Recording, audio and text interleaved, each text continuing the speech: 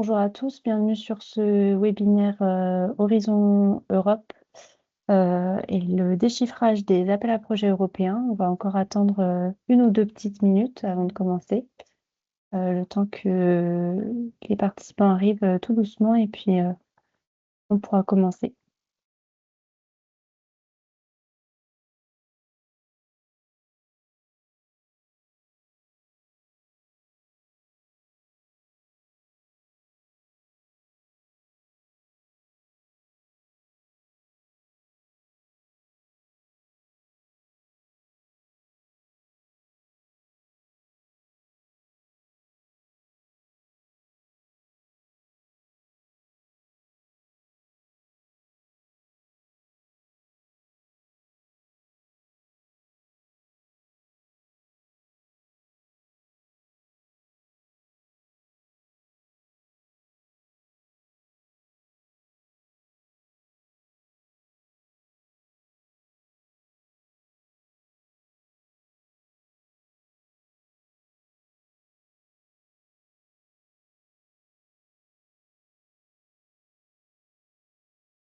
Allez, je propose de démarrer histoire qu'on prenne pas trop de retard. Et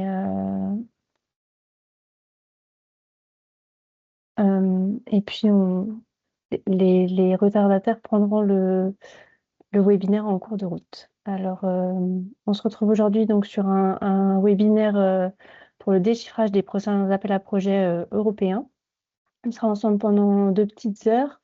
Globalement, une petite introduction sur le déroulé. Donc, on vous présentera les grands principes du programme Horizon Europe. Et puis ensuite, une présentation de certains appels à projets qui ont été sélectionnés, dans lesquels on rentrera un peu plus en détail. Et on finira par une petite conclusion sur comment répondre correctement aux appels à projets européens. Donc pour garantir un bon déroulement de ce webinaire, donc vous avez un onglet conversation et un onglet questions-réponses. Je vous invite à mettre vos remarques ou vos commentaires dans l'onglet discussion ou conversation. Vos questions qui seront traitées tout au long du webinaire. On fera plusieurs petites pauses, que le webinaire va être assez long. Donc à la fin de chaque grande partie pour répondre à vos questions. Donc n'hésitez pas à utiliser l'onglet questions-réponses que vous trouverez en haut pour les poser. Et puis je les prendrai au fur et à mesure quand le moment sera venu. Donc les objectifs de ce webinaire, ça va être de comprendre les grands principes des appels à projets européens, de se préparer aux appels à projets à venir et de décrypter, donc comme je vous le disais, les appels à projets les plus importants pour la filière des travaux publics pour ces années 2026 et 2027 à venir, et puis comprendre comment se faire accompagner et comment se faire connaître de consortiums. Donc, je ne me suis pas présentée, mais donc je suis Joséphine Rick, chargée de mission Environnement et mobilité durable Infra 2050. Et pour ce webinaire, je serai accompagnée par Laurence Lapôtre, que je vais laisser se présenter. Et puis, on pourra attaquer directement le webinaire après. Merci Joséphine. Eh bien, bonjour à tous. Donc moi, je suis Laurence Lapôtre, je suis manager senior chez Algoé et je suis responsable de notre cellule interne qui est dédiée au financement des projets d'innovation. Donc Algoé, pour ceux qui ne nous connaissent pas, on est une société indépendante de conseil en management de projets et de programmes complexes. On est une PME, on est 200 collaborateurs répartis sur 3 sites principaux. Lyon, qui est notre siège social, Paris et Mayotte, avec quelques antennes aussi ailleurs en métropole. Et on intervient vraiment exclusivement en assistance à maîtrise d'ouvrage, et notamment dans le secteur des transports, des mobilités et de l'aménagement du territoire. Et donc notre cellule dédiée au financement de l'innovation, dans ce cadre-là, on intervient auprès de nos clients un peu sur toute la chaîne de valeur, depuis la veille des appels à projets, donc la recherche des dispositifs de financement, l'appui au montage des dossiers, la négociation et la contractualisation des grant agreements, conventions d'aide, et puis aussi sur le pilotage des projets lorsqu'ils sont subventionnés. Et on intervient sur des programmes européens, nationaux ou régionaux. Voilà, donc Algoe est adhérent d'Infra 2050 et était auparavant adhérent du cluster Indura depuis sa création, puisque Algoe avait accompagné aussi la création d'Indura, donc il y a pas mal d'années maintenant. Voilà, donc je suis ravie d'animer ce webinaire avec Joséphine aujourd'hui. Et effectivement, on peut rentrer maintenant dans le vif du sujet. Donc la première partie, on a souhaité vous présenter les grands principes du programme Horizon Europe. Donc certains peut-être connaissent déjà ce programme-là, ont déjà participé à des projets, et peut-être que pour d'autres, c'est un peu plus énigmatique. Donc voilà, on rentrera pas forcément dans un détail très précis, mais en tout cas sur les grands principes. Donc Horizon Europe, c'est le programme cadre de l'Union européenne pour la recherche et l'innovation qui couvre la période 2021-2027. On est sur des programmes pluriannuels. En termes d'objectifs, ce programme Horizon Europe a pour but de renforcer les bases scientifiques et technologiques de l'Union européenne, de stimuler sa compétitivité, y compris celle de son industrie, de concrétiser les priorités politiques stratégiques de l'Union européenne et de contribuer à répondre aux problématiques mondiales, qui incluent bien sûr les objectifs de développement durable. Donc là, le budget de cette programmation 2021-2027 est de 95,5 milliards d'euros. Pour information, pour le prochain programme qui démarrera en 2028 et qui ira donc jusqu'à 2034, le budget est en cours de construction, mais on s'orienterait plutôt vers un budget de 148,5 milliards d'euros. Donc un budget qui est en progression par rapport au programme actuel. Donc ce programme il est organisé en piliers. Donc il y a 3 piliers principaux et un pilier transversal. Le premier pilier concerne la science d'excellence. Donc là, on est plutôt sur des projets de recherche fondamentale, d'échanges entre les chercheurs et de bourses pour les chercheurs, de la mise en réseau, de l'accès et du développement dans les infrastructures de recherche. Donc on est plutôt sur des phases amont. Le pilier 2, qui est celui qui vous intéressera probablement le plus, et on reviendra un petit peu plus en détail ensuite là-dessus. Donc là, ça concerne toutes les problématiques mondiales et la compétitivité industrielle européenne. Donc là, on est sur des phases un petit peu plus amont. On est sur des travaux et de la recherche qui sont liés aux problématiques sociétales. Donc dedans, on va inclure plusieurs thématiques: la santé, la société inclusive, une société créative et sûre, le numérique, l'industrie, l'alimentation, la bioéconomie et les ressources naturelles. Donc on verra, c'est organisé en cluster. Et dans ce pilier 2, on inclut aussi les missions européennes et les partenariats européens. Le pilier 3 concerne une Europe plus innovante, donc là on est vraiment sur des innovations de rupture qui sont créatrices à l'échelle européenne et en lien avec les innovations au niveau national et au niveau local. Et enfin, on a un pilier transversal qui vise à élargir la participation et renforcer l'espace européen de la recherche. Donc là, on est plus sur attirer les talents, favoriser la circulation des talents, l'égalité hommes-femmes, etc. Donc un pilier plutôt transversal. Et enfin, comment on peut candidater finalement à ce programme et obtenir des subventions? Donc le mode de fonctionnement, ce sont des appels à projets, des appels à propositions qui sont ouverts, donc qui sont publiés régulièrement et qui sont donc bien sûr concurrentiels.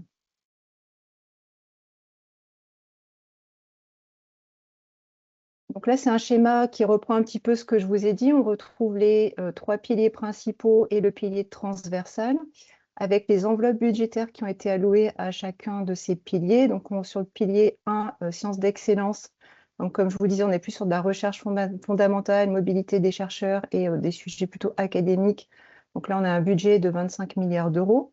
Le pilier 2, qui sont sur des projets collaboratifs plus larges, publics, privés, avec de la recherche appliquée, c'est là où il y a la plus grosse enveloppe, avec 54 milliards d'euros. Et le pilier 3, donc sur des preuves de concept, de l'innovation, de la mise sur le marché, on est avec un budget de 14 milliards d'euros. Et le pilier transversal, donc, a un budget de 4 milliards d'euros. Donc, sachant que si on se réfère un petit peu à l'échelle des TRN, donc la maturité technologique, et bien plus on va loin dans les piliers finalement, et plus on est sur des projets matures, donc depuis TRL 1 jusqu'à TRL 9. Je vois passer une question, mais comme on disait, on les prendra peut-être après. Et comme je vous le disais, ce sont les clusters 3, 4, 5 et 6 qui prioritairement vont intéresser la filière des travaux publics, avec aussi donc les missions européennes qui sont rattachées à ce pilier 2.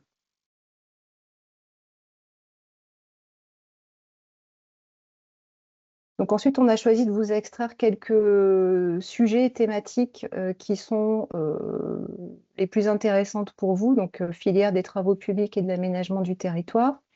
Si on prend le cluster 3, donc, qui est dédié à la sécurité civile pour la société, on a une enveloppe de 1,6 milliard d'euros. Et là, les sujets qu'on a extraits qui nous semblaient pertinents, c'était tout ce qui touche à la sécurité et la résilience des infrastructures et la résilience de la société face aux catastrophes. Sur le cluster 4 qui touche le numérique, l'industrie, alors il y a l'espace aussi qui est inclus dans ce cluster, mais qui n'est pas forcément pertinent pour vous. Donc là, on est sur une enveloppe de presque 22 milliards d'euros. Et les sujets intéressants sont les technologies de fabrication, les technologies numériques, les technologies génériques émergentes, les matériaux avancés, l'intelligence artificielle et la robotique, les industries circulaires et les industries propres et à faible intensité carbone. Le cluster 5 qui regroupe la plus grosse enveloppe finalement dans ce pilier 2, donc avec un budget de 30 milliards d'euros. Donc ce cluster, il est dédié au climat, à l'énergie et la mobilité. Et là, on va retrouver des sujets financés autour des solutions intersectorielles pour la décarbonation, des solutions compétitives et à faible émission carbone pour tous les modes de transport. Et les deux missions européennes intéressantes et qui sont raccrochées à ce cluster 5, ce sont les missions villes climatiquement neutres et intelligentes et la mission adaptation au changement climatique. Et enfin, on a le cluster 6, qui est sous le nom bioéconomie, mais qui intègre les ressources naturelles et environnement, avec notamment tout ce qui est système circulaire, donc là avec une enveloppe de 9 milliards d'euros. Donc voilà pour les sujets principaux qui, à mon sens, peuvent vous intéresser. Ça n'exclut pas d'autres sujets comme, par exemple, les mobilités entre chercheurs, des POC, donc sur des sujets un peu plus avancés. Mais on a fait le choix de se focaliser aujourd'hui plutôt sur ces clusters-là qui génèrent plutôt des gros projets collaboratifs. En termes de cycle de vie d'un projet Horizon Europe, donc, voilà, ce cycle de vie est découpé en différentes phases. Si on regarde la première phase, c'est la publication de l'appel à projet. Donc là, ensuite, on vous présentera quelques appels à projets qu'on a sélectionnés pour vous les présenter aujourd'hui. Donc ces appels à projets sont prévus dans le programme de travail. Donc il y a des programmes de travail qui sont publiés régulièrement par la Commission européenne qui couvrent en général 2 ans. Et ensuite, ils sont donc publiés individuellement. Chaque appel est publié sur le portail de la Commission européenne, Funding and Tenders portal, avec donc à la fois la description de l'appel à projet, donc du topic, et tous les documents et conditions applicables rattachés à cet appel à projet. Donc ensuite, quand on a cet appel à projet à disposition, on prépare le projet, bien sûr, la proposition de projet. Donc on monte en fait le dossier, on le soumet sur le portail. Donc là, dedans, en fait, il y a une phase qui est quand même importante, voilà, qui est toute la phase de préparation. Dans cette phase de préparation, on a aussi la phase d'auto-évaluation sur la capacité financière des partenaires, et puis une auto-évaluation sur tout ce qui touche autour de l'éthique. Donc c'est plus ou moins important selon les sujets, selon les projets. En tout cas, il y a cette phase aussi d'auto-évaluation de l'éthique à faire pendant cette phase de préparation de projet. Donc ça, souvent, la durée un peu idéale, c'est plutôt à peu près 3 mois pour préparer ce projet. Et entre la publication de l'appel à projet et le dépôt, on a souvent 3-4 mois, ou parfois même beaucoup plus, comme on le verra un peu plus loin, où on peut commencer à se préparer à déposer un dossier. Une fois qu'on a déposé notre dossier, il rentre en phase d'évaluation. Donc là, il est entre les mains des experts évaluateurs au sein de la Commission européenne. C'est une période qui est quand même assez longue, puisqu'elle va durer en général 5 mois. Donc les évaluateurs et la Commission européenne vont vérifier l'admissibilité du projet, son éligibilité, vont aussi regarder donc, la partie éthique et sécurité, donc si le projet est concerné. Et ils vont vraiment rentrer dans la phase d'évaluation pour rendre, au bout de cette période de 5 mois, le résultat de l'évaluation, donc ESR, Evaluation Summary Report. Et là, cette évaluation, elle se fait, pour la plupart du temps, ça dépend un petit peu des projets, mais pour des projets collaboratifs un peu classiques, autour de 3 grands critères que sont l'excellence, l'impact et la qualité et l'efficience de la mise en œuvre. Si vous avez la chance d'être sélectionné pour être financé par la Commission européenne, donc vous rentrez en phase de préparation du contrat, Grant Agreement Preparation Phase.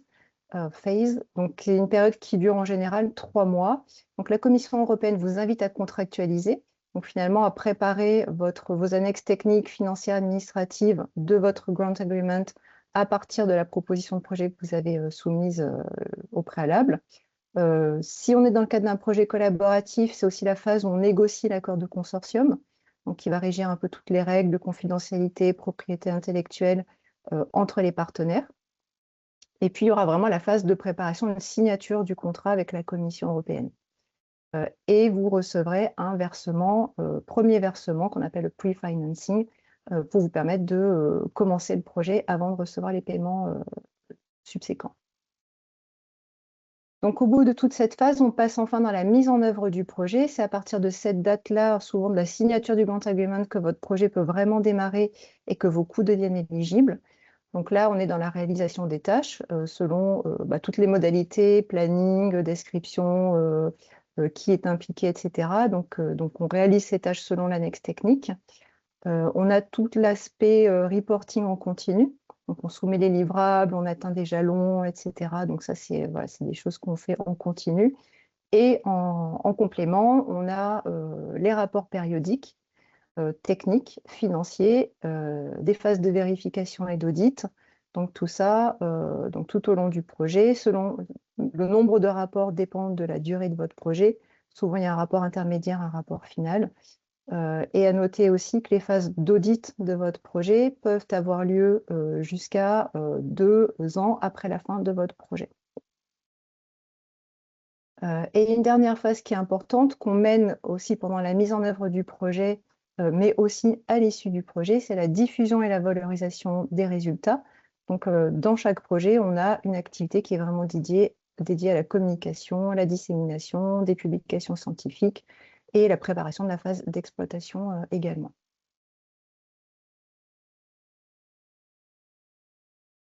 En termes de critères d'éligibilité, donc le plus important à retenir, c'est qu'on est sur des projets collaboratifs et le minimum la taille minimum du consortium, c'est 3 entités légales indépendantes et qui sont situées dans 3 États membres ou pays associés à Horizon Europe.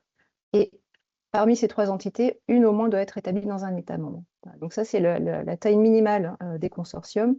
Dans la plupart des cas, on est plutôt sur des projets. Alors là aussi, ça va dépendre de l'appel à projet, de la complexité, mais souvent la taille moyenne, c'est une dizaine de partenaires. Ça peut être moins, ça peut être beaucoup plus. Voilà. Ça, c'est en tout cas la condition d'éligibilité, c'est celle-ci pour les projets collaboratifs.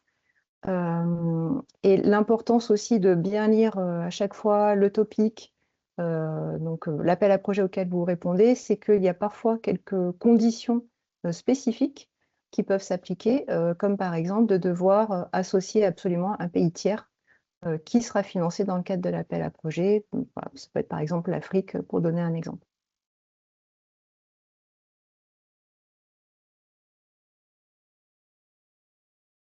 En termes de coûts éligibles et de taux de financement, donc les coûts directs éligibles incluent en général les frais de personnel, les frais de sous-traitance, les achats. Dedans, on va mettre les frais de déplacement, de subsistance, l'amortissement des équipements, d'autres biens, travaux et services, comme des consommables par exemple. On peut aussi mettre de la facturation interne. Selon les organismes, on peut être dans ce cas de figure, et c'est possible ou pas selon l'appel à projet. En tout cas, voilà, la décomposition des coûts, elle se fait en 2 grandes catégories. Les coûts directs éligibles, donc qui sont directement rattachés au projet, et des coûts indirects. Donc si on retourne sur la partie coûts directs, le taux de financement ne va pas être le même selon la typologie de projet, d'action, et selon la nature de l'entité. Donc, tant qu'on est plutôt recherche un peu amont, donc Research and Innovation Actions, les actions de coordination et de support CSA, des ERC, donc tout ce qui est très plutôt amont, quel que soit le type d'entité, vous allez être financé à 100%. Quand on est sur de la recherche un peu plus aval, donc tout ce qui est Innovation Action, là, les entités à but lucratif ne seront financées qu'à 70%. Et après, on a d'autres dispositifs, mais on ne va pas forcément les présenter aujourd'hui, qui peuvent avoir des taux de financement qui varient entre 30 et 70%. Donc voilà, mais on ne va pas en parler forcément aujourd'hui. Donc ça, c'est les coûts directs. Et on applique en plus 25% de coûts indirects. Donc, sauf sur la sous-traitance et la facturation interne. Mais donc, c'est un forfait finalement qui n'est pas, vous n'avez pas besoin de le justifier, qui se rajoute à votre subvention sur les coûts directs éligibles.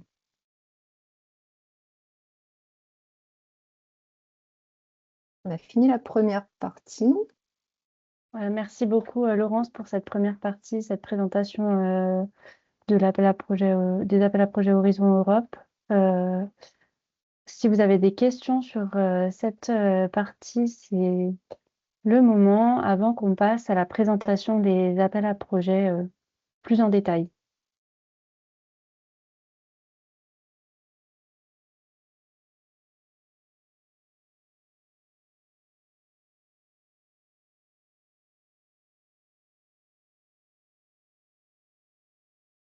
Moi, j'ai l'impression qu'il n'y a pas de questions pour le moment. Au pire, on pourra les. S'il y en a d'autres qui vous viennent, n'hésitez pas à les noter pour qu'on puisse les traiter plus tard. Je vous propose de continuer avec la présentation des appels à projets. Laurence, je te laisse à nouveau la main. Merci. Donc ici, on a choisi de vous présenter quelques appels à projets qui nous ont paru particulièrement pertinents pour la filière. Ils ne sont pas exhaustifs, il y en a peut-être d'autres qui pourraient vous intéresser. Voilà, on a fait le choix de vous en présenter certains. Il y en aura un sur la... Donc on les a un peu catégorisés. Il y en aura un sur la gestion de la ressource en eau. On vous en présentera deux sur les aspects plutôt de décarbonation. Et on vous en présentera 4 sur la résilience des infrastructures et la gestion des risques. Donc, si on prend le premier, donc, qui concerne la gestion de la ressource en eau, donc voilà, à chaque fois, on vous a mis ce petit tableau pour faire une synthèse de l'appel à projet. Donc, tout ça, vous pouvez le trouver sur le portail de la Commission européenne. Ici, vous aurez le lien lorsque vous recevrez la présentation. Ça ne reste qu'un résumé, ce n'est pas exhaustif. Mais on a essayé de vous faire ressortir finalement les éléments les plus importants. Voilà, donc le premier, donc sur la gestion de la ressource en eau, c'est un sujet qui est quand même assez large, mais sur lequel vous pourrez peut-être vous retrouver. Cela concerne donc le déploiement des solutions innovantes de gestion, de traitement et de valorisation des eaux usées dans les villes et les régions européennes, dans le contexte du changement climatique. Donc ici, on est sur un programme qui est plutôt un peu sur de la recherche appliquée, puisqu'on est sur un Innovation Action. Donc le taux de financement sera entre 70 et 100% de vos coûts éligibles en fonction de votre entité, si vous êtes à but lucratif ou non lucratif. L'enveloppe pour cet appel à projet, elle va permettre de financer 3 projets et le montant maximum de subvention par projet sera de 9,5 millions d'euros. Donc on voit que c'est quand même un appel à projet qui est assez conséquent. Donc il va probablement mériter de rassembler un consortium assez conséquent pour pouvoir répondre à cet appel à projet. Donc là, il est déjà en ligne, cet appel à projet, donc disponible. Et la date de clôture est le 22 septembre 2027. Donc on voit qu'on est beaucoup dans l'anticipation, ce qui est très bien parce que ça peut vous permettre déjà d'en prendre connaissance et de commencer à constituer un consortium. Et ça, on en parlera un peu après. Donc, si on revient un peu sur les résultats attendus sur ce topic, donc ce que la Commission européenne attend, c'est que les villes et les régions puissent à la fin disposer de pratiques innovantes de gestion des eaux usées urbaines qui soient adaptées au changement climatique et qui vont prendre en compte différentes composantes et notamment la réutilisation de l'eau. Parmi les résultats, on attend aussi à ce que les infrastructures de traitement et les solutions de gestion soient déployées et développées à grande échelle, donc pour l'eau, pour les eaux pluviales et pour les eaux usées dans les villes et les régions. Donc ça, c'est ce que vous voyez ici. En termes de périmètre, donc souvent, si vous avez l'habitude, la description du périmètre attendu et de ce que la Commission souhaite financer, c'est assez développé. Là, pareil, hein, on vous a mis vraiment quelques extraits. Mais en tout cas, cet appel à projet-là, finalement, il soutient la mise en œuvre de la mission européenne Ville intelligente et climatiquement neutre, de la mission adaptation au changement climatique.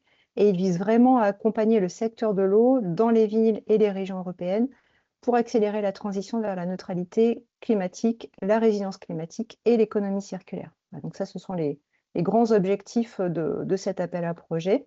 Si on regarde un peu plus en détail maintenant ce que les propositions de projet doivent vraiment adresser, donc ce que cet appel à projet nous dit, c'est qu'il y a au moins, donc les projets doivent répondre au moins à trois des aspects suivants. Le premier concerne la démonstration de solutions fondées sur la nature, par exemple des fossés végétalisés, des zones humides de traitement, des bassins de stockage, qui sont conçus pour soutenir la biodiversité, favoriser l'infiltration et, lorsque c'est possible, permettre la récupération des eaux pluviales. Le deuxième aspect, c'est la mise en œuvre de principes de drainage urbain durable et de solutions de gestion intégrée des eaux pluviales fondées sur des infrastructures vertes et bleues pour éviter et réduire les pollutions qui sont liées aux pluies et aux eaux de ruissellement.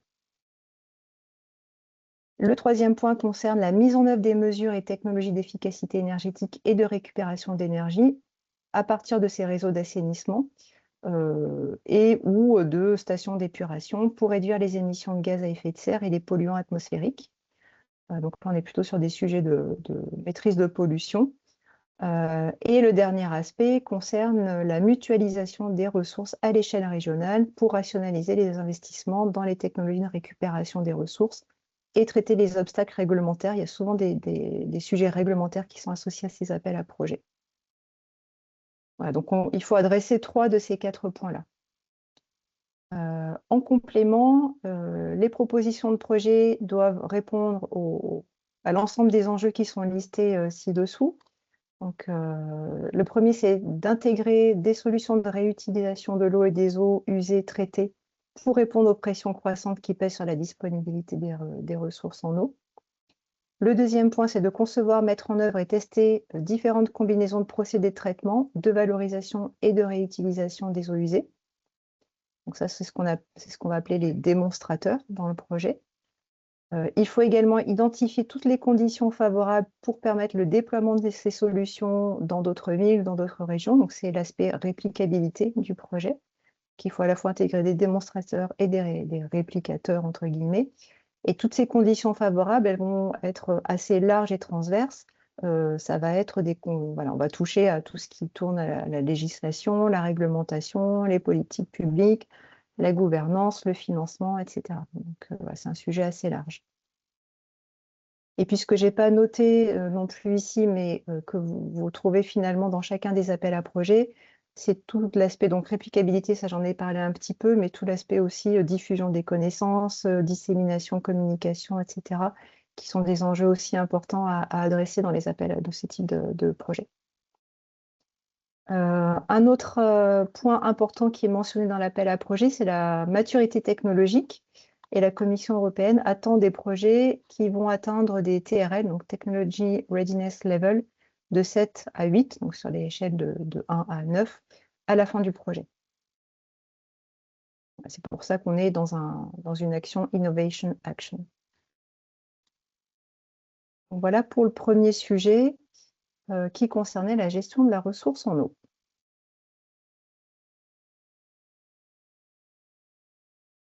Sur la partie décarbonation, le premier appel à projet qu'on a retenu, c'est celui qui concerne le déploiement de solutions systémiques circulaires au moyen de Living Lab dans les villes et les régions. Donc, c'est un thème de l'initiative pour les villes et les régions circulaires. Donc ça, c'est un topic qui va se déposer en 2 étapes. Donc, si on regarde effectivement l'échéance, les modalités de dépôt, c'est une modalité en 2 étapes. On soumet une première proposition de projet sous un format assez allégé pour le 8 avril. Et ensuite, si on est retenu sur cette première phase, on soumet un dossier complet pour le 16 septembre. Donc là, voilà, c'est une évaluation finalement en 2 étapes. On est là aussi sur un Innovation Action, avec un taux de financement compris entre 70 et 100%. Là, la Commission européenne envisage de financer en tout cas 2 projets avec une enveloppe de 5 millions d'euros de subventions par projet. Donc, ces projets doivent contribuer à différents résultats. Le premier, c'est l'augmentation de la circularité et la réduction des émissions de gaz à effet de serre et de polluants atmosphériques dans les secteurs économiques, les services, les chaînes de valeur à l'échelle locale et ou régionale. Donc, on entend aussi par là, et ça inclut également une valorisation efficace des ressources locales avec des effets positifs donc, sur la qualité de l'air et de l'eau et sur la biodiversité. Le deuxième point concerne le déploiement à grande échelle et une réplication facilitée, une montée en échelle et une visibilité accrue des solutions systémiques circulaires qui ont été développées dans le cadre des projets.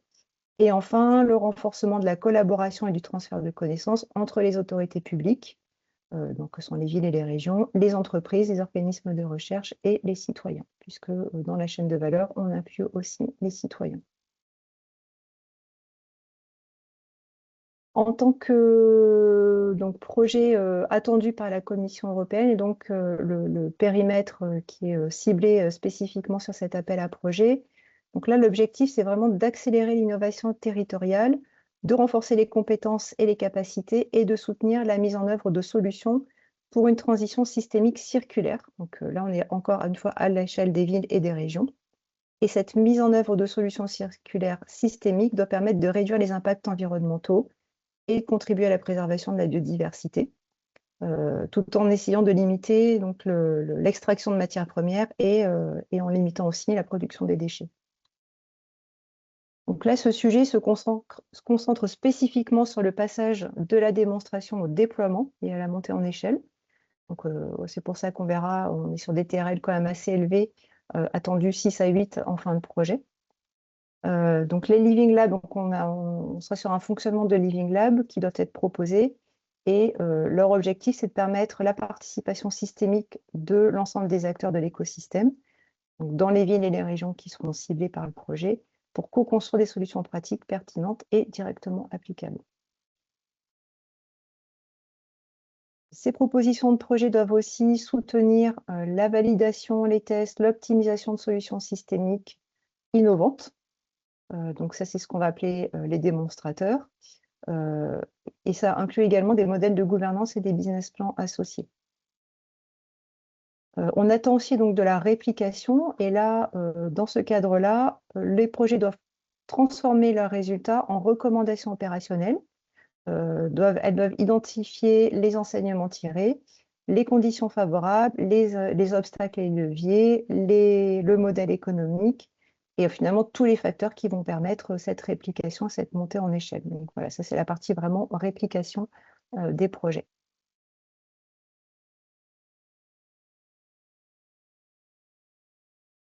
Voilà pour ce deuxième sujet et le premier donc sur la thématique de la décarbonation.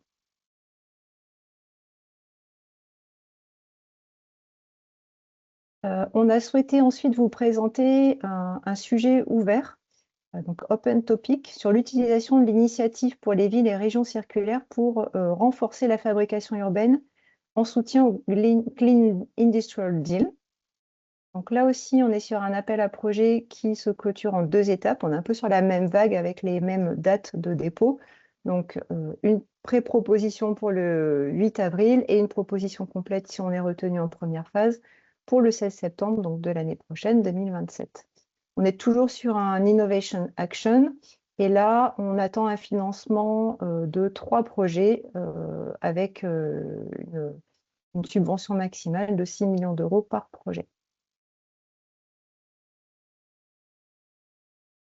Donc là, les fabricants urbains, les projets doivent permettre à ces fabricants urbains, entre guillemets, d'augmenter leur efficacité dans l'utilisation des ressources grâce à une utilisation accrue de matériaux circulaires ou à une réduction de la consommation globale des matériaux, qui sont matériaux par unité produite. Ils doivent aussi contribuer de manière significative aux objectifs de l'Union européenne en matière de climat, de pollution, de circularité, de biodiversité. Donc l'idée, c'est d'adopter des pratiques industrielles propres, durables et circulaires. Et enfin, d'améliorer le partage des connaissances, la diffusion d'outils, de méthodes, pour finalement faciliter l'adaptation des pratiques économiques circulaires et leur déploiement à grande échelle.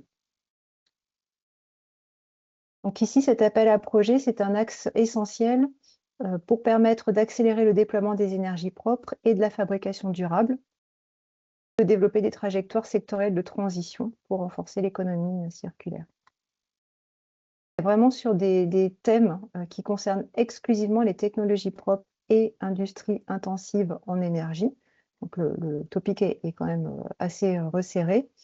Là, les propositions de projet doivent mettre en œuvre et démontrer des solutions systémiques circulaires qui permettent aux fabricants donc, de surmonter les principales barrières et les principaux défis qui sont liés à leur transition propre et circulaire et à leur adaptation aux nouvelles exigences pour réduire la dégradation environnementale et faire face au changement climatique et à la perte de biodiversité.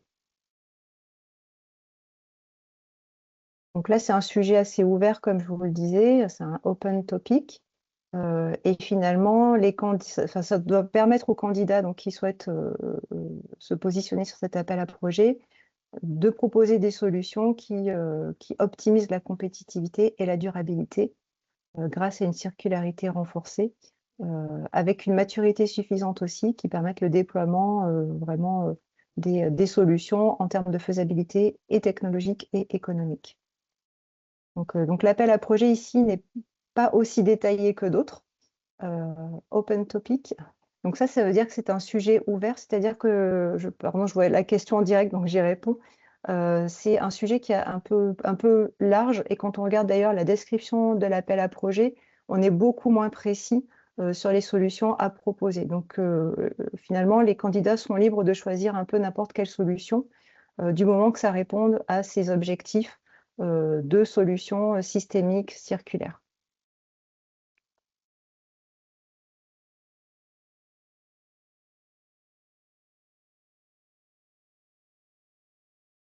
Donc voilà, donc on avait choisi de vous présenter ces deux sujets sur la partie décarbonation. Ensuite, on avait regroupé 4 autres topics sous la catégorie résilience des infrastructures et gestion des risques. Donc là, il y a aussi des appels à projets qui sont assez intéressants. Et le premier concerne les défis de sécurité qui sont liés à la transition écologique dans les zones urbaines et périurbaines.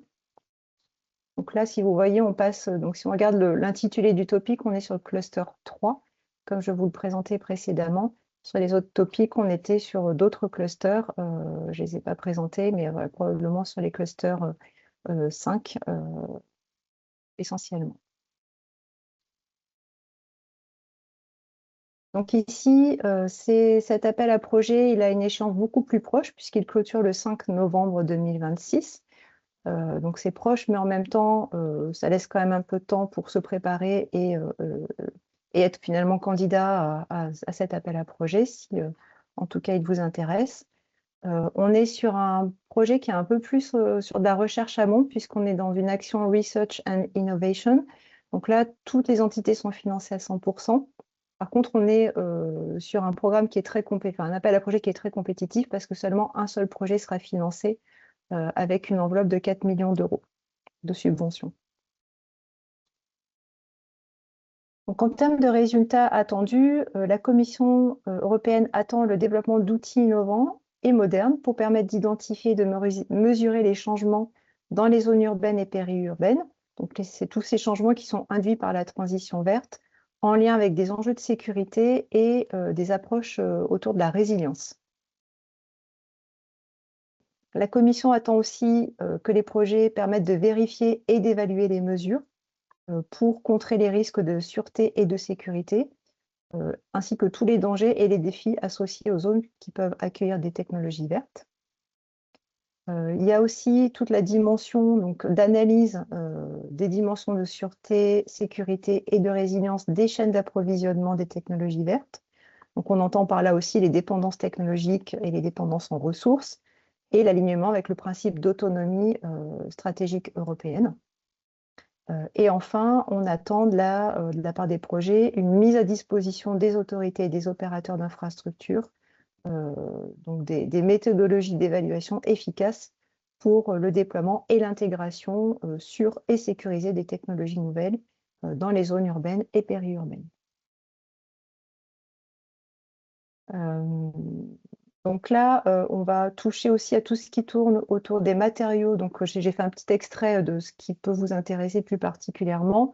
Quand on entend technologie verte, on entend aussi des matériaux de construction durables, naturels ou recyclés, des solutions d'infrastructure spécifiques, et tout ça peut générer finalement des nouveaux risques de sécurité en utilisant ces nouvelles technologies. Donc, les propositions de projet doivent permettre d'analyser l'intégration de ces technologies durables et respectueuses de l'environnement dans les espaces urbains et périurbains, pour permettre d'identifier les risques physiques et les risques cyber également, et toutes les vulnérabilités qui pourraient être associées. Donc, on inclut notamment, sans que ce soit une liste exhaustive, donc la Commission européenne liste des incendies de batterie, des fuites toxiques, des électrocutions, des problèmes d'intégrité structurelle, des déchets toxiques, la problématique d'atteinte à la confidentialité des données, des perturbations de l'aménagement du territoire, et éventuellement d'éventuels impacts négatifs sur l'environnement naturel ou des tensions sociales et communautaires. Donc voilà, c'est très large en termes de risques. Et l'objectif de cette recherche est de fournir aux opérateurs, aux services de secours également et aux autorités des éléments qui leur permettent de réduire les risques, mais aussi d'améliorer la préparation et de renforcer la réponse à ces incidents potentiels. Donc là, l'objectif, c'est vraiment de prévenir les incidents majeurs et en cas d'accident, donc si les incidents se produisent, d'avoir toutes les stratégies, les approches organisationnelles, les approches processus et toutes les méthodologies de réponse et de rétablissement des situations à leur état normal de manière efficace. Les travaux doivent également fournir une compréhension globale des capacités d'adaptation, des risques et des vulnérabilités associées à ces technologies nouvelles, innovantes, vertes, et également des recommandations opérationnelles pour leur déploiement. Voilà, donc l'objectif final, finalement, c'est de développer un environnement urbain résilient, durable, dans lequel on est en capacité d'exploiter tout le bénéfice de ces technologies vertes. Voilà pour la partie descriptive des projets qui sont attendus, en tout cas des impacts qu'ils peuvent avoir et des différentes cibles qui doivent être touchées. Et là, comme on est sur un Research and Innovation Action, donc un projet un peu plus en amont, le niveau de maturité technologique attendu en fin de projet, il est de 5. Donc on aura probablement plus d'académiques et de centres de recherche impliqués sur ce type d'appel à projet que sur des précédents où on est sur des TRL 7 ou 8.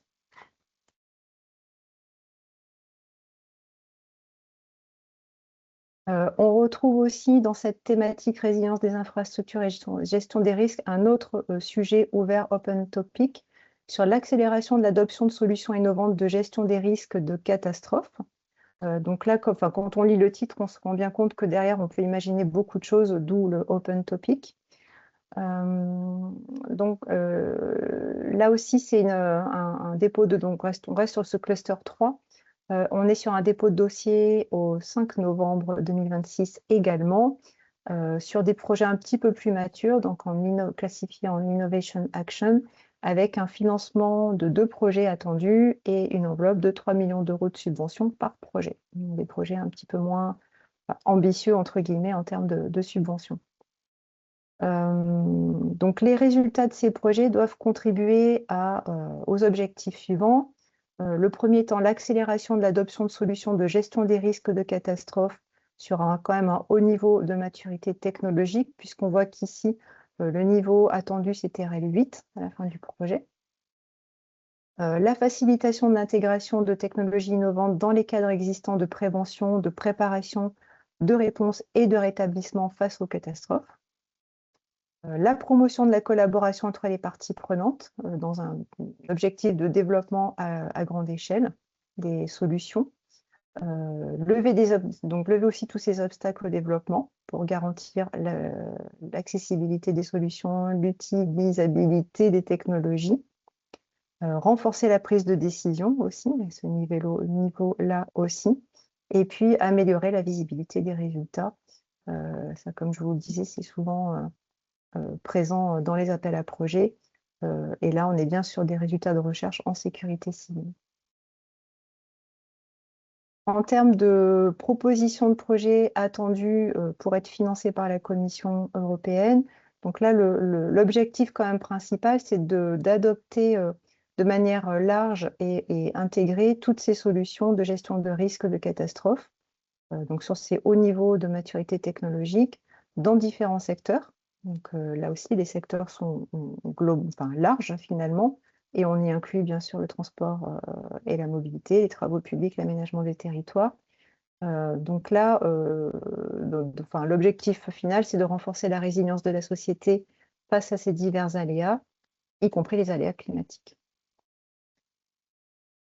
Les projets doivent promouvoir l'adoption de ces solutions TRL 8 dans les organisations publiques et privées. Donc, on a aussi toute la chaîne de valeur, les stakeholders, donc les parties prenantes, qui sont à la fois des entités publiques et entités privées. Voilà, on doit démontrer aussi que ces technologies peuvent compléter ou remplacer des cadres existants au niveau des préventions, de la préparation, de la réponse, du rétablissement face à ces catastrophes, en développant des modèles intégrés de gouvernance et de coordination entre les différents secteurs et les différents niveaux qui sont impliqués. Ce que la Commission européenne mentionne aussi, c'est qu'elle encourage finalement les propositions à intégrer des outils numériques et des analyses qui sont basées sur l'intelligence artificielle, des jumeaux numériques, des applications IoT et d'autres technologies émergentes pour améliorer, donc, comme on le disait, la préparation et la réponse aux catastrophes. Donc, voilà, donc c'est un peu une intégration en fait, de tous ces outils digitaux qui est recommandée dans ces projets-là. Mais on reste quand même sur un sujet largement ouvert puisqu'on peut proposer beaucoup de sujets finalement qui pourraient répondre à ce type d'appel à projet.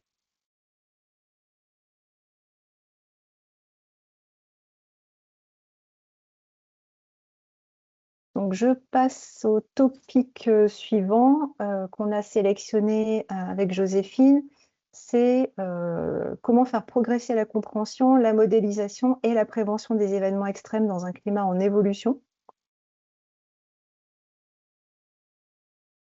Donc là, on est sur une échéance à mars 2027, donc on a un peu plus de temps pour identifier des projets qui pourraient correspondre à cet appel à projet et monter les partenariats nécessaires.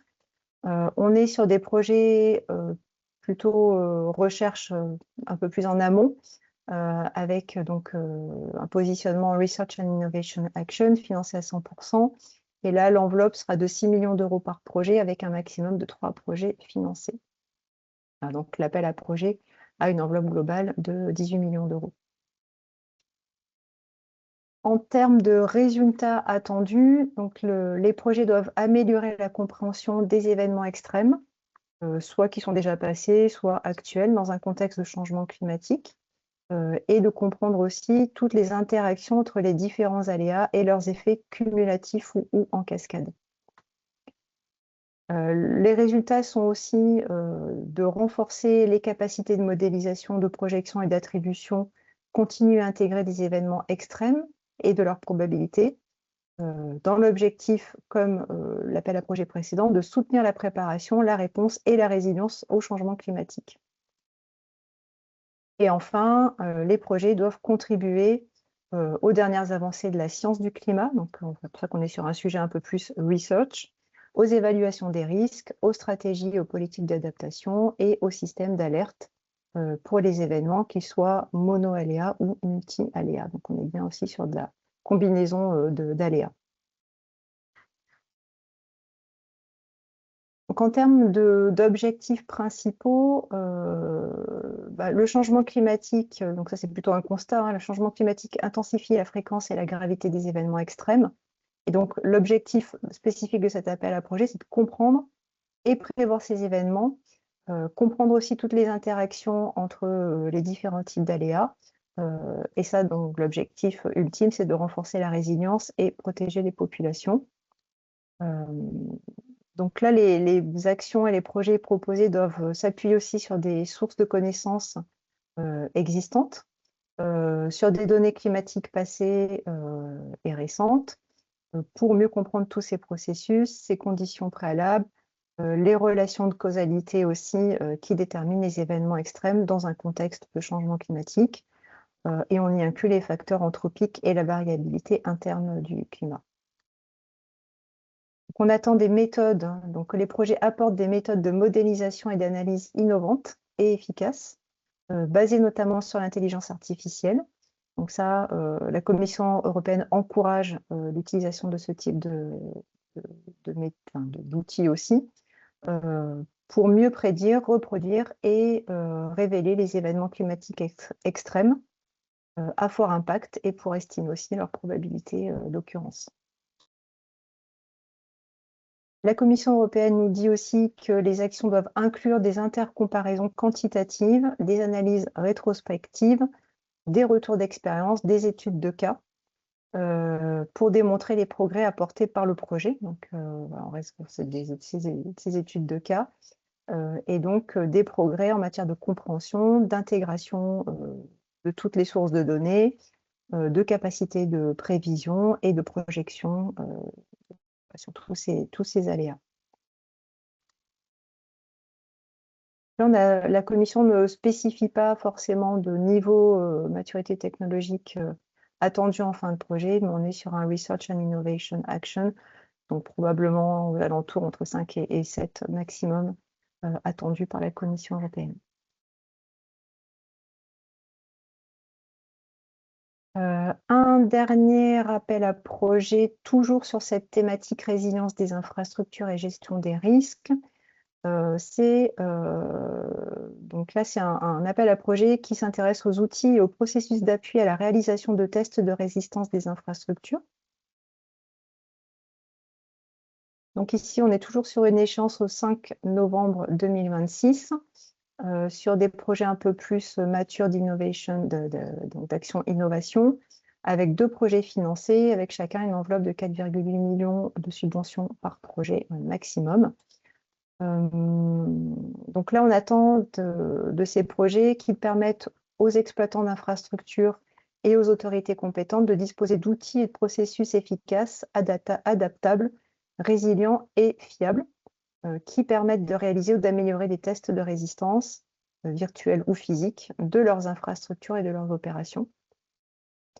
Les entités critiques pourront ainsi acquérir une compréhension plus large et plus approfondie de leur vulnérabilité, qu'elles soient techniques ou opérationnelles, et leur capacité d'adaptation aussi, pour améliorer l'élaboration de scénarios et la conduite des exercices de tests de résistance.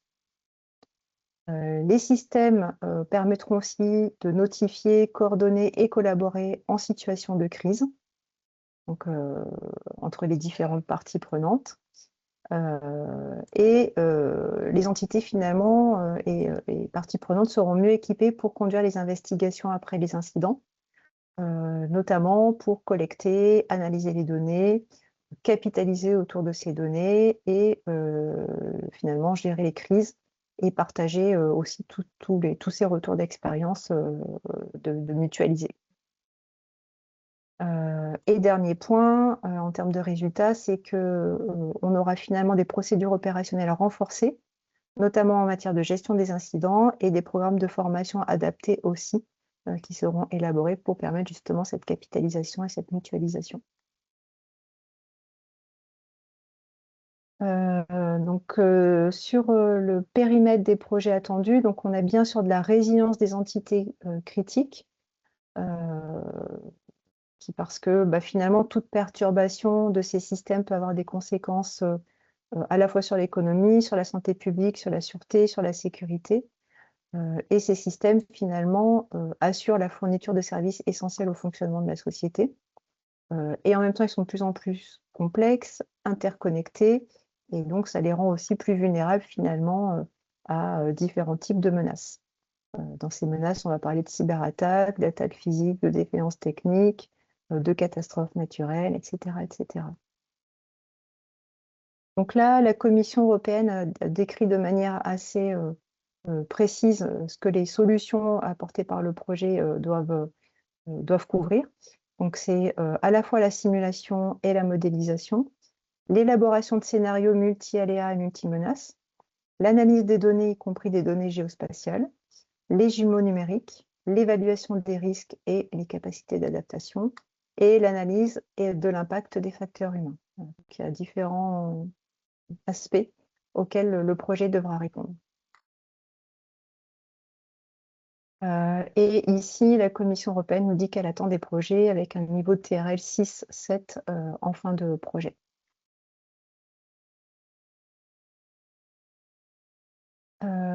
Enfin, un dernier rappel à projet qui concerne la sécurité routière et la résilience des zones rurales. Donc là, on est sur un focus aussi sur les zones rurales. L'échéance est encore un peu plus proche puisqu'on est sur un appel qui clôture le 8 octobre 2026 sur un Innovation Action avec 2 projets qui seront financés à hauteur de 6 millions d'euros de subventions par projet. Donc tous ces projets devront permettre le déploiement de la méthodologie qu'on appelle NWRSA pour ceux qui connaissent, qui veut dire Network Wide Road Safety Assessment, donc sur les routes secondaires en milieu rural. Donc on est vraiment sur ce focus zone rurale.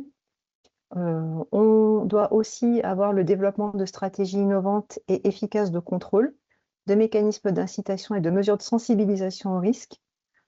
Tout ça dans l'objectif de favoriser les comportements sûrs des usagers de la route.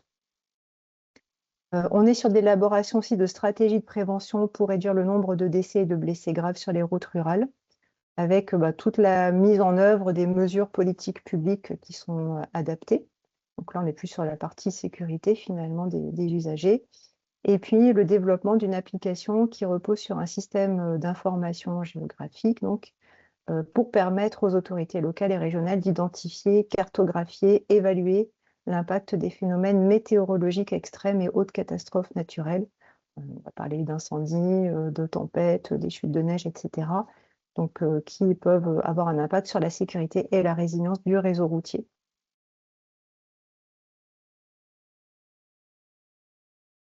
Donc, sur les projets attendus, déjà, la Commission européenne remet un petit peu de contexte en disant que en milieu rural, les personnes âgées ou en situation de handicap ont finalement peu d'alternatives à l'automobile, donc on est en zone rurale, et que la prise en compte de ces problématiques de sécurité permettra d'améliorer donc la sécurité routière, préserver la qualité de vie de cette population et de limiter les risques d'exclusion sociale. Donc il y a une forte composante sociale, sociétale dans ce type de projet. Et donc au-delà de ces enjeux de sécurité routière, l'objectif, c'est aussi que les autorités locales et régionales puissent gérer les conséquences des phénomènes météorologiques, des catastrophes naturelles, comme on vient de le dire en termes de résultats attendus. Donc un peu plus concrètement, les projets doivent démontrer l'applicabilité opérationnelle de la méthodologie, donc le NWRSA, et d'étendre son utilisation à l'ensemble des routes rurales, donc pour proposer une méthode d'évaluation de sécurité des infrastructures. Donc cette méthode devant être simple, peu coûteuse, flexible, fiable, etc. Et les projets doivent identifier les lacunes en matière de données, proposer des méthodes pour valoriser les données disponibles et mieux comprendre les causes et conséquences des accidents. Un autre aspect à développer dans les propositions de projet, c'est de développer les stratégies et les mesures de prévention pour réduire les décès et les blessures graves sur les routes rurales. Donc là, on cible prioritairement les zones et les situations à risque. Donc là, on peut passer par le développement de méthodes simples et fiables qui permettent de quantifier le risque réel, qui est associé au comportement dangereux et à la fréquence de ces comportements, et des propositions de mesures de contrôle qui peuvent être fondées sur des preuves scientifiques, bien sûr, en combinant des méthodes traditionnelles avec des méthodes innovantes et des nouvelles technologies. Et la Commission européenne insiste aussi sur le fait que toutes ces mesures doivent être complétées par des actions de sensibilisation, d'incitation comportementale et des nouveaux dispositifs incitatifs pour permettre une conduite plus sûre. Et l'ensemble finalement de toutes ces approches devra permettre de conduire des stratégies intégrées et adaptées aux spécificités locales des territoires ruraux. Enfin, dernier point que précise la Commission européenne, c'est qu'elle attend à ce que les projets développent des outils qui permettent aux autorités locales d'accéder facilement aux connaissances, sur tous ces risques climatiques.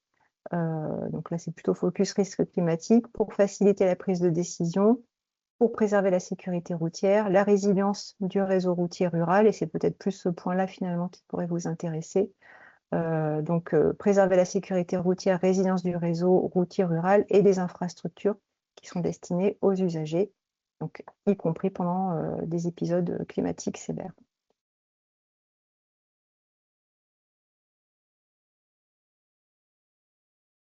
Voilà, on en a terminé avec cette présentation, cette partie-là. Merci beaucoup, Laurence. C'était assez dense, donc j'espère que vous avez réussi à suivre jusqu'au bout et que ça a pu répondre à certaines de vos questions. N'hésitez pas si vous avez des questions par rapport, de manière générale par rapport aux appels à projets européens ou particuliers par rapport à un appel à projet qui a été présenté là par Laurence.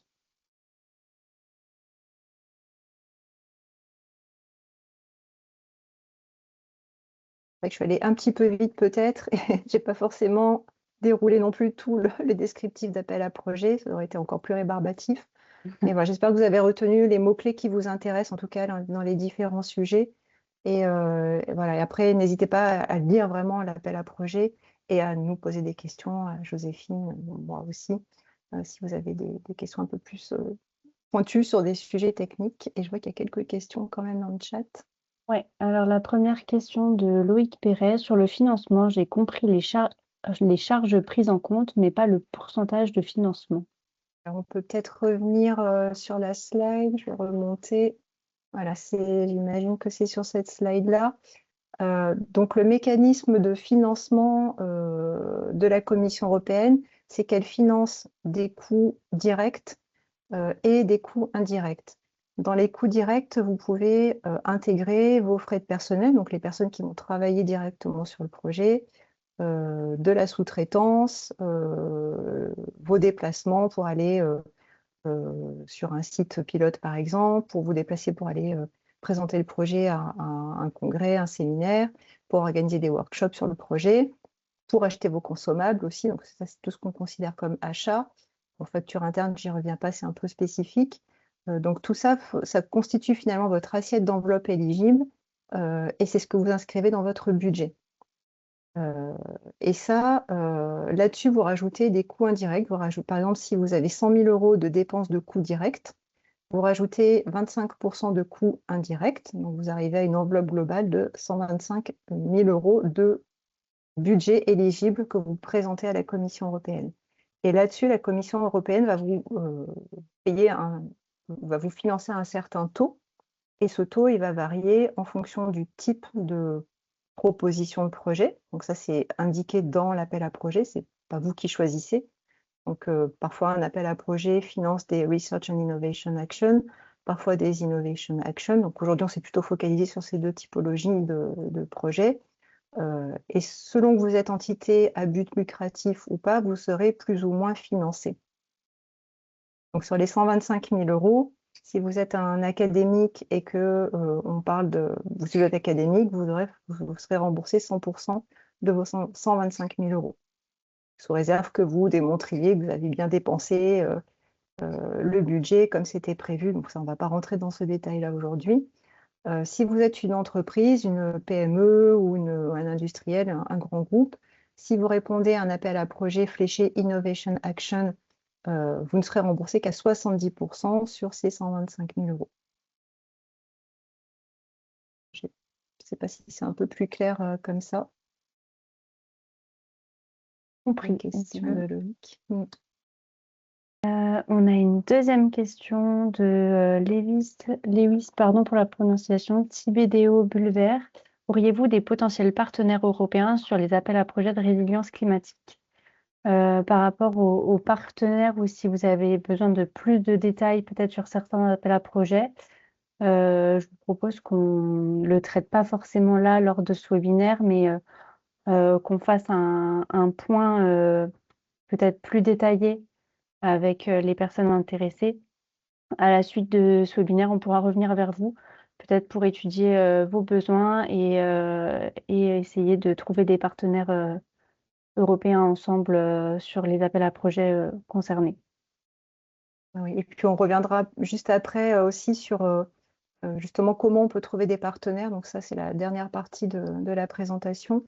Donc on ne pourra pas vous donner des noms de partenaires qui sont intéressés, mais en tout cas toutes les clés pour pouvoir les identifier. Et après, sur un appel à projet en particulier, effectivement, c'est aussi l'objectif de ces webinaires, notamment, c'est de susciter des envies de chacun de se positionner sur un appel à projet et de commencer à créer finalement aussi un petit réseau, au moins à l'échelle locale, sur ces appels à projets.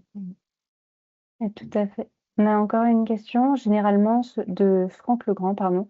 Généralement, ce sont les montants max de subventions qui sont obtenus. Sinon, que devient le reliquat? Alors effectivement, ce sont des subventions maximales. Ça veut dire que vous avez le droit de demander moins. Donc quand vous construisez votre budget, vous avez une ligne où vous inscrivez votre budget, une ligne sur laquelle vous inscrivez le montant, donc s'applique dessus les 100%, 70% de taux de financement qui se calculent automatiquement, mais vous avez aussi une ligne où vous avez le droit de demander moins. Ça n'arrive pas souvent, mais ça peut arriver aussi dans quelques cas de figure. En tout cas, la Commission européenne, moi, dans tous les projets que j'ai vus, elle ne finançait pas en dessous, elle n'appliquait pas 90% si le bénéficiaire a droit à 100%. Par contre, ce qui peut arriver, alors je ne sais pas si c'est dans cette question-là ou pas, c'est que donc, quand vous signez votre grant agreement, la Commission européenne s'engage à vous verser un montant global de subvention pour le projet, selon la répartition qui a été définie donc, par partenaire. Ensuite, le remboursement se fait uniquement si vous faites remonter des dépenses que la Commission européenne va juger éligibles. Donc pour ça, il y aura les reportings financiers, des échanges, questions-réponses avec la Commission européenne sur ces phases de reporting. Et il arrive parfois finalement que les projets ne déclarent pas autant de budget et donc de subventions que ce qu'on avait imaginé au tout début. Parfois, il y a des périmètres de projets qui sont revus un peu à la baisse. Parfois, un partenaire avait peut-être surdimensionné un peu aussi son budget par rapport à ses actions. Donc ça peut arriver. Dans ces cas-là, on a un reliquat au niveau du projet, un reliquat de subvention. Et ça, parfois, ça permet de faire des appels à donc en récupérant aussi des reliquats de budget de différents appels à projets. Parfois, la Commission européenne, ça lui permet finalement de republier un nouvel appel à projet. Voilà, c'est pas vrai, ça n'arrive pas très souvent non plus, mais ça peut arriver. Et puis, peut-être un autre aspect par rapport à cette question-là, quand je vous montrais, alors je vais revenir peut-être au slide, par exemple ici, quand la Commission européenne s'attend à financer 3 projets avec une enveloppe globale maximale de 9,5 millions d'euros par projet, en réalité, elle peut peut-être se dire je vais en financer 4 parce que les 3, ou en tout cas les projets qui ont été présentés, finalement, on n'atteint pas cette fourchette-là haute de 9,5 millions d'euros par projet, mais parfois moins. Voilà, tout dépend des projets que vous montez, et ça peut permettre peut-être de financer un 4e projet. En tout cas, l'objectif de la Commission, c'est bien de dépenser toute l'enveloppe budgétaire par appel à projet. Et comme je vous le disais, on est plutôt sur des appels à projets qui sont très compétitifs. Selon les thématiques, quand on est sur des sujets un peu qui suscitent beaucoup de candidatures, on peut avoir des taux de succès sur ces appels à projets qui sont de moins de 10%. Parfois, on est plus, donc ça dépend vraiment des sujets. Mais voilà, donc j'espère que j'ai répondu à la question sur le reliquat des budgets.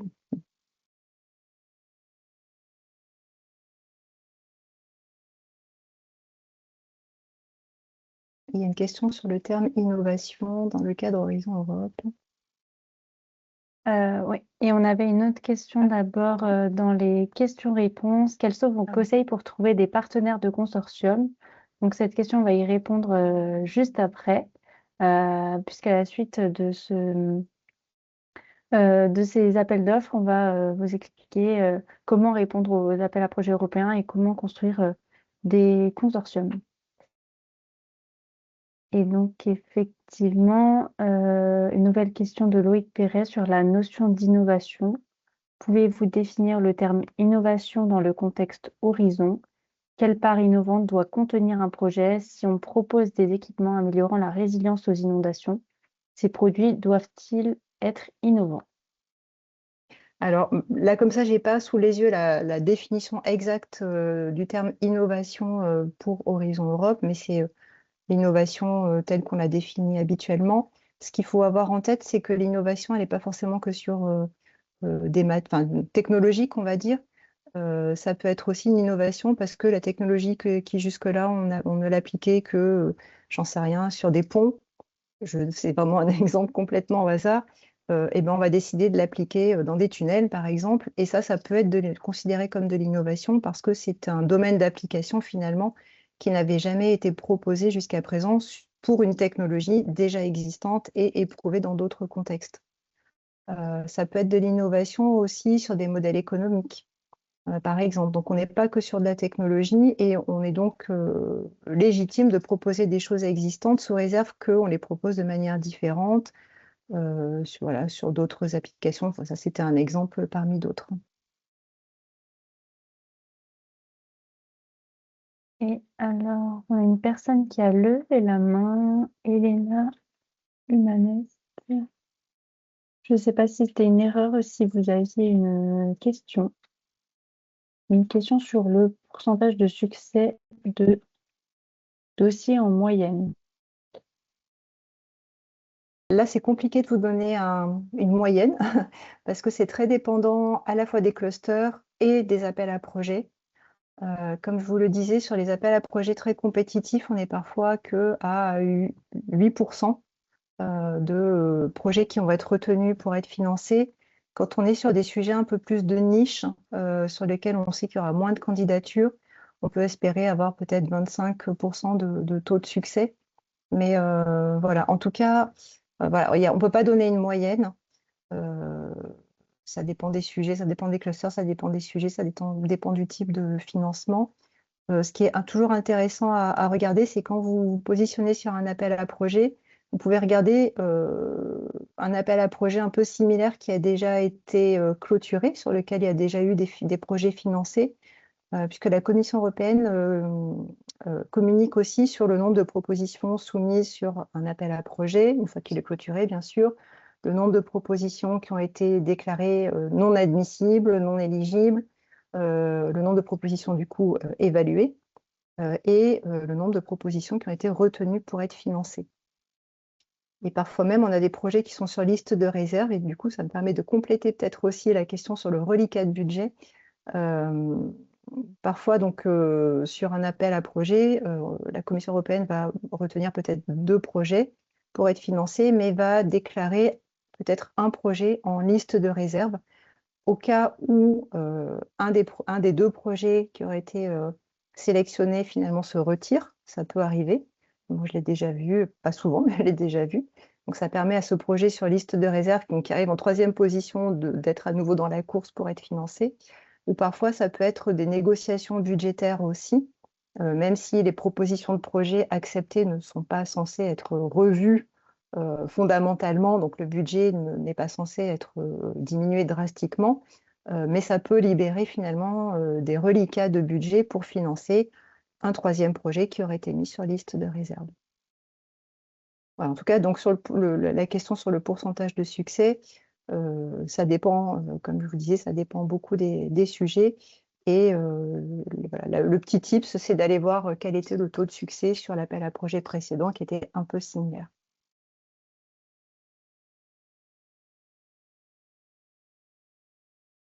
Je crois qu'on a fait le tour des questions. vous propose de passer à cette dernière partie du webinaire, donc comment répondre aux appels à projets européens et donc les petits tips pour améliorer son consortium. Je te relaisse la main, Laurence. Oui. Donc, effectivement, derrière cette question, on a voulu faire un focus sur le consortium. Donc, ça va répondre à certaines questions qui ont été posées juste avant, puisque parmi les différentes composantes qui font que notre projet a ses chances d'être financé, il y a aussi le partenariat qui est extrêmement important. Et dans un premier temps, qu'est-ce qu'un bon consortium entre guillemets? Il y a plusieurs composantes à prendre en compte. La première, c'est que bien sûr, il doit être complètement aligné avec l'appel à projet. Donc, d'où l'intérêt, comme je vous le disais, c'est de lire de manière très attentive l'appel à projet, donc, qui est publié sur le portail de la Commission européenne, et tous les documents et conditions spécifiques qui sont liés à cet appel à projet. Donc, l'idée, c'est de répondre de toute façon, point par point, au cahier des charges de la Commission européenne. Et donc, ça vous donne des indications sur, finalement, quelles expertises je dois mettre dans mon projet. Est-ce que je dois mettre de la recherche et de l'innovation? Est-ce que je dois avoir de l'intégration technologique, de l'accès aux données? Est-ce que la Commission attend des sites pilotes ou des démonstrateurs? Est-ce qu'il y a une partie normalisation à prendre en compte? Une partie exploitation quand on est dans des projets plutôt très matures. Est-ce que les politiques publiques sont partie prenante directe aussi de l'appel à projet et des projets? Est-ce que les sciences humaines et sociales sont importantes dans mon appel à projet et en tout cas suffisamment importantes pour qu'on ait vraiment un partenaire dédié à ce sujet-là qui soit associé?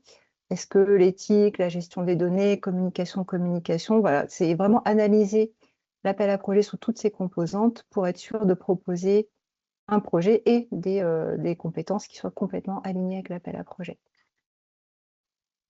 Une autre composante, si ça en découle directement, c'est la complémentarité avant la quantité. Parfois, on nous dit quelle est la bonne taille d'un consortium? La réponse, c'est qu'il n'y a pas de bonne taille de consortium.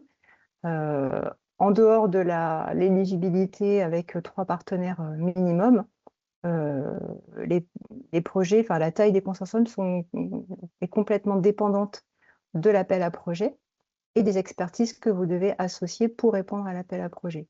Donc, l'idée, c'est de couvrir vraiment toute la chaîne de valeur, ne pas avoir de doublons d'expertise aussi dans votre projet. Vous pouvez avoir des entités qui font un peu la même chose, qui sont un peu en concurrence, mais qui vont apporter des briques complètement différentes et complémentaires dans le projet.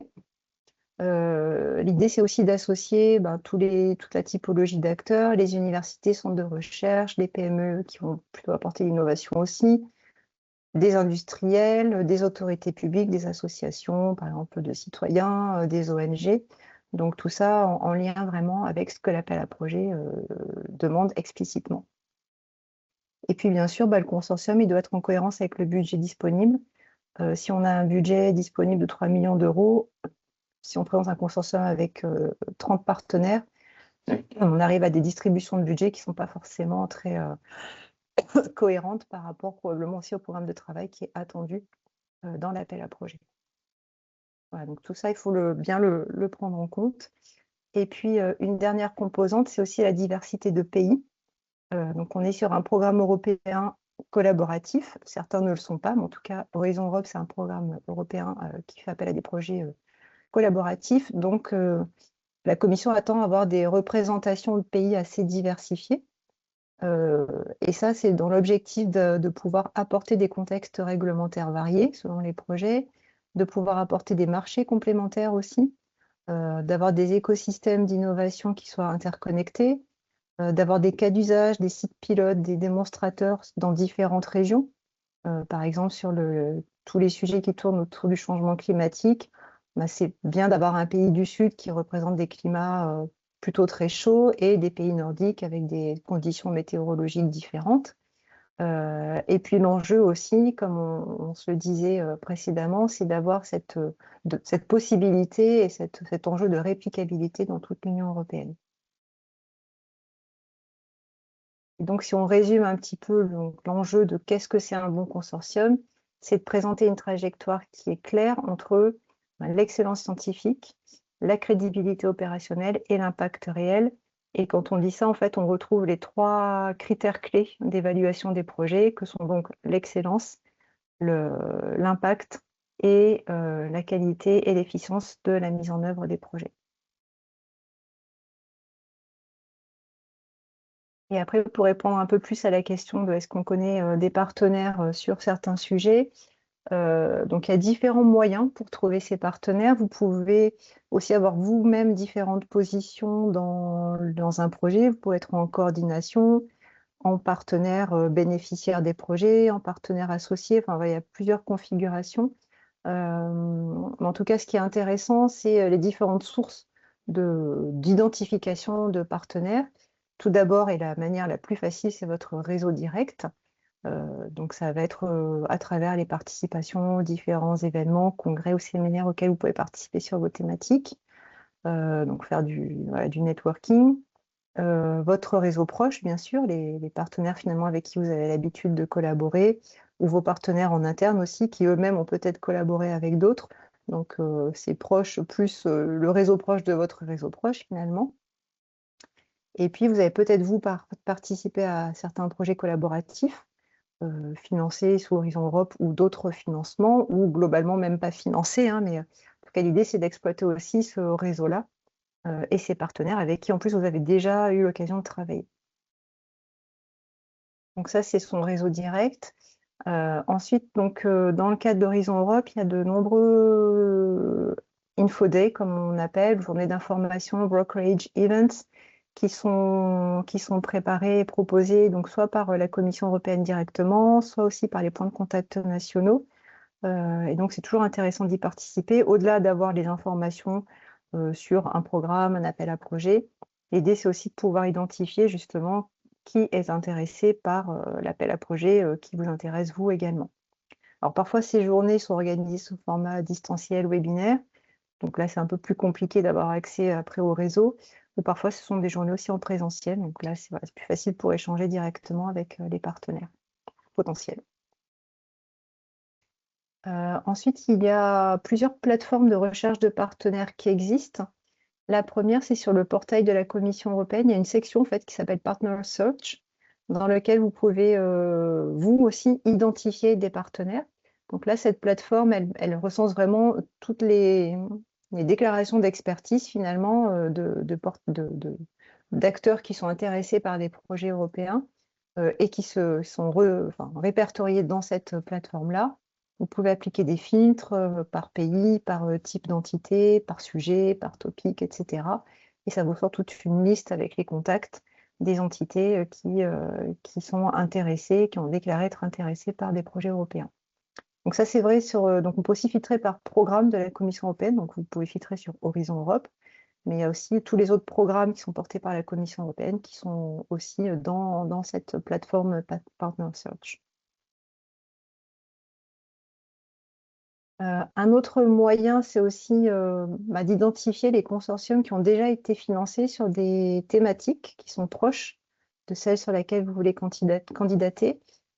Pour ça, il y a la plateforme Cordis de la Commission européenne qui est très intéressante. Donc, c'est une plateforme qui publie à la fois les projets qui sont financés, donc avec un résumé du projet, qui sont les partenaires, le contact du coordinateur, le site web aussi du projet, etc. Donc, c'est les éléments clés du projet. Il y a des publications, enfin, ce site recense aussi les publications vraiment issues des projets, les résultats issus du projet. Et là aussi, vous pouvez appliquer des filtres pour sélectionner le programme qui vous intéresse, le cluster qui vous intéresse, des mots-clés. Est-ce que c'est un projet plutôt porté par un consortium, un coordinateur en France ou pas? Donc voilà, donc ça vous permet d'identifier comme ça des consortiums et du coup des partenaires potentiels qui pourraient peut-être monter aussi des projets qui feraient suite à ce projet-là ou des projets un peu différents aussi. Je vous ai parlé des points de contact nationaux, donc là aussi c'est une bonne source de prise de contact puisque ces PCN sont souvent au courant des projets alors, dans leur pays qui se montent. parce que les acteurs aussi les tiennent au courant. Ils sont contactés par les coordinateurs, par les partenaires, et ils offrent aussi la possibilité à la fois de faire de la recherche d'expertise et d'offrir aussi votre propre expertise. Donc, ils ont des fiches à disposition que vous pouvez compléter, qui sont ensuite publiées sur leur site. Un autre site qui est intéressant, donc là qui est vraiment plus dédié aux PME, c'est le réseau Enterprise Europe Network au niveau européen. Donc il y a une interface aussi en français avec l'antenne française. Et là aussi, vous avez, comme à travers les PCN, le moyen de rechercher des partenaires ou de publier aussi votre propre expertise pour d'autres partenaires qui seraient intéressés. Et enfin, on a mentionné bien sûr les pôles de compétitivité, notamment Infra 2050 et peut-être d'autres pôles aussi auxquels vous adhérez ou que vous connaissez, des clusters, puisque c'est aussi le rôle des pôles de compétitivité de mettre en réseau tous les acteurs d'une filière, de générer ainsi des projets d'innovation et à la clé aussi d'aller chercher des financements pour pouvoir mettre en œuvre ces projets-là. Effectivement, merci Laurence pour ce dernier point. Donc, Infra 2050 est là pour vous accompagner sur le montage de vos projets, que ce soit européens, nationaux ou régionaux. On peut vous aider, quel que soit le stade du projet. Là, dans le cadre de ces appels à projets européens, si vous souhaitez y répondre, c'est que vous avez quand même déjà fortement une idée du projet que vous souhaitez faire financer. Mais en tout cas, on peut vous aider pour prendre contact avec les points de contact nationaux ou à trouver des partenaires, ce qui peut vous offrir un gain de temps dans la structuration du projet, effectivement. Infra 2050 fonctionne aussi grâce à un conseil scientifique qui est composé de 30 experts, 15 du monde académique et 15 du monde de l'entreprise, ce qui nous permet de les mobiliser dans le cadre de projets d'une telle ampleur et qui nous permet aussi d'agir comme soutien de vos projets. Certains peut-être l'habitude de labellisation de projets au niveau national, c'est quelque chose qui ne fonctionne pas au niveau européen, mais on peut également faire des lettres de soutien de vos projets qui peuvent être un support et renforcer la crédibilité de vos projets. Donc, Infra 2050 reste vraiment présent pour vous aider dans les montages de projets. Et n'hésitez pas à revenir vers nous à l'issue de ce webinaire ou auprès d'Algoé pour qu'on puisse vraiment vous accompagner dans le montage de ces projets, vous aider à trouver des partenaires, en plus de tous les outils que Laurence vous a présentés. Voilà un peu. Je vois qu'il y a une question de Nolwenn. Merci beaucoup pour votre présentation ainsi que pour l'ensemble des éléments partagés. En tant qu'acteur engagé dans les démarches de décarbonation et de résilience des infrastructures, j'ai trouvé vos éclairages particulièrement pertinents et riches d'enseignements. Ils ouvrent d'excellentes pistes de réflexion et d'action. Auriez-vous la possibilité de partager les supports de présentation ou les documents présentés? Alors déjà, merci beaucoup Nolwenn. C'est toujours un plaisir si ces webinaires répondent vraiment à vos attentes. Effectivement, le support de présentation sera partagé pour que vous puissiez avoir accès à tous les liens qui vous ont été présentés aujourd'hui. Donc, à l'issue de ce webinaire, effectivement, on vous enverra le support. Le webinaire sera également disponible en replay sur notre site internet Infra 2050. Et on vous fera également parvenir un questionnaire de satisfaction très rapide à répondre, environ 5 minutes grand maximum. Si vous pouviez prendre le temps d'y répondre, ça nous permet aussi de voir quels sont les points que vous auriez souhaité qu'on traite et qui n'ont pas été traités aujourd'hui. Si vous souhaitez d'autres webinaires tels que celui-là.